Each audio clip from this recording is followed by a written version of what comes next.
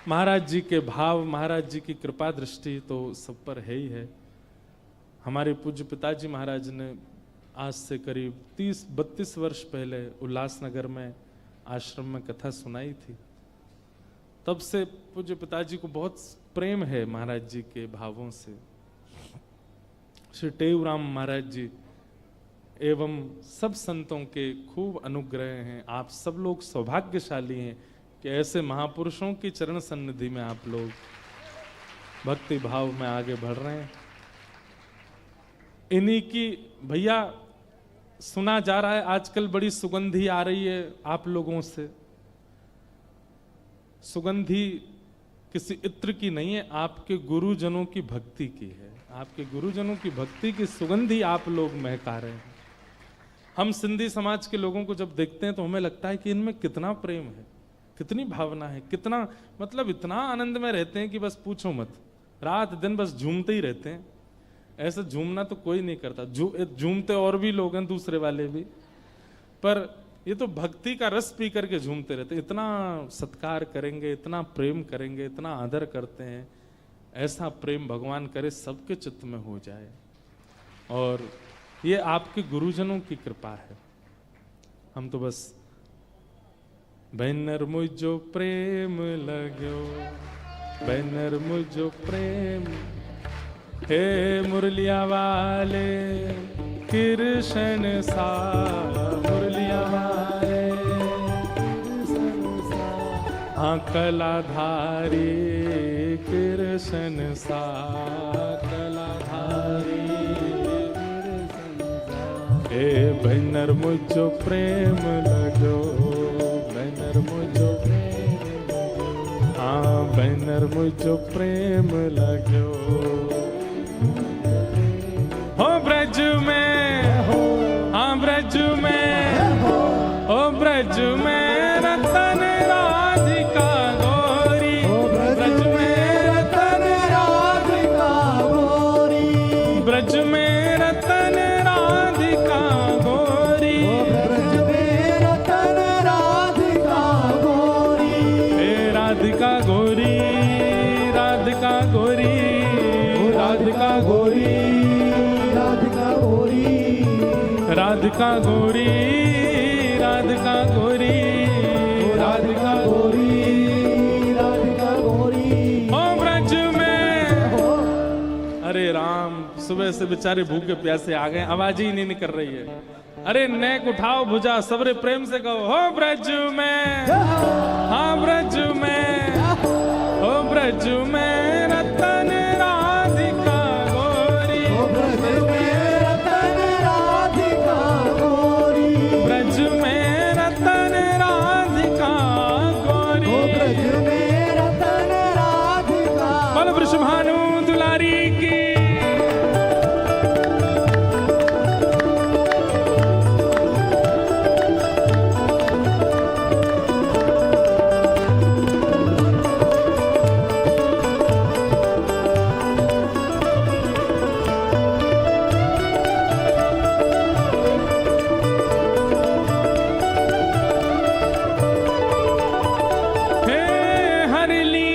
वृषभानु भवन ते, हरलीनी वृषभानु भवन ते, हरलीनी वृषभानु भवन ते, हरलीनी वृषभानु भवन, हे वृषभानु भवन ते, भानु भवन, हाँ भानु भवन ते, भानु भवन ते, हे हरलीनी वृषभानु भवन ते, हरलीनी वृषभानु भवन ते, नंद सुवन की जोड़ी, नंद सुवन की जोड़ी, ओ नंद सुवन की जोड़ी, नंद सुवन की जोड़ी, हो ब्रज में, हाँ ब्रज में, ओ ब्रज में रतन राधिका गोरी, ब्रज में रतन राधिका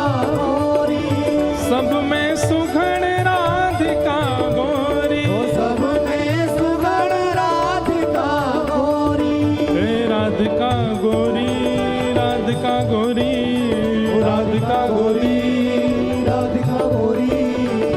राधिका गोरी, राधिका गोरी, राधिका गोरी, राधिका गोरी, ओ ब्रज में, हाँ ब्रज में, ओ ब्रज में रतन राधिका गोरी, ब्रज में रतन राधिका गोरी, ब्रज में रतन राधिका गोरी, ब्रज में रतन राधिका गोरी, हे कुंजन कुंजन विहरत दो, कुंजन कुंजन विहरत दो, हाँ कुंजन कुंजन विहरत दो, कुंजन कुंजन विहरत दो, हाँ विहरत दो, विहरत दो, यहाँ रमणत दो, रमणत दो, हे कुंजन कुंजन विहरत दो, कुंजन कुंजन विहरत दो, और यमुना जल थोड़ी, और यमुना जल पूरी, हे कृष्णदास प्रभु गिरधर नागर, कृष्णदास प्रभु गिरधर नागर, हाँ कृष्णदास प्रभु गिरधर नागर, कृष्णदास प्रभु गिरधर हे गिरधर नागर, गिरधर नागर, हाँ नटवर नागर, नटवर हे नागर, प्यारो गिरधर नागर, गिरधर नागर, प्यारो नटवर नागर, नटवर हे नागर, प्यारो गिरधर नागर, गिरधर हे नागर, प्यारो नटवर नागर, नटवर नागर, कृष्णदास प्रभु गिरधर नागर, कृष्णदास प्रभु गिरधर नागर। हमारी कथा में लाइट जाए तो समझो ठाकुर जी आ गए। कृष्णदास प्रभु गिरधर नागर, कृष्णदास प्रभु गिरधर नागर, हे प्रभु गिरधर नागर, गिरधर नागर, प्रभु नटवर नागर, नटवर नागर, हे प्रभु गिरधर नागर, गिरधर नागर, प्रभु नटवर नागर, नटवर हे नागर, प्रभु गिरधर नागर, गिरधर नागर, प्रभु गिरधर नागर, नटवर नागर, कृष्णदास प्रभु गिरधर नागर, कृष्णदास प्रभु गिरधर नागर, और नागरी नवल किशोरी, नागरी नवल किशोरी, हाँ नागरी नवल किशोरी, नागर नवल किशोरी, हो ब्रज में, हाँ ब्रज में, हो ब्रज में रतन राधिका गोरी, ओ ब्रज में रतन राधिका गोरी, ब्रज में रतन राधिका गोरी, ओ ब्रज में रतन राधिका, जय राधे राधे, राधे राधे, श्री राधे राधे, राधे राधे, जय राधे राधे, राधे राधे, जय राधे राधे, राधे राधे, जय राधे राधे, राधे राधे, श्री राधे राधे, राधे राधे, कृष्ण भानु दुलारी, राधे राधे, श्री कृष्ण प्यारी, राधे राधे, भक्तन की प्यारी, राधे राधे, बरसाने वाली, राधे ओ राधे, जय राधे राधे, राधे राधे, श्री राधे राधे, राधे राधे, जय राधे राधे, राधे राधे, श्री राधे राधे, राधे राधे, जय राधे राधे, राधे राधे, श्री राधे राधे, राधे राधे, जय जय श्री राम, जय जय श्री राम, जय जय श्री राम।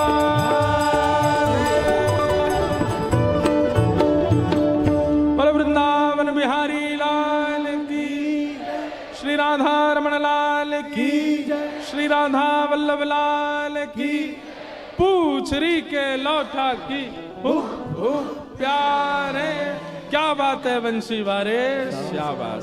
सबको जय श्री कृष्ण, जय सिया राम, जय श्रीमन नारायण, राम कृष्ण हरि, नमः पार्वती पदे हर हर। सबको प्रणाम।